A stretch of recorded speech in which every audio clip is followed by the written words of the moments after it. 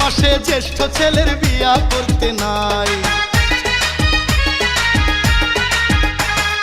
বৈশাখেতে দারুণ গরম রইদে পুইরা যায়, জ্যৈষ্ঠ মাসে জ্যেষ্ঠ ছেলের বিয়া করতে নাই।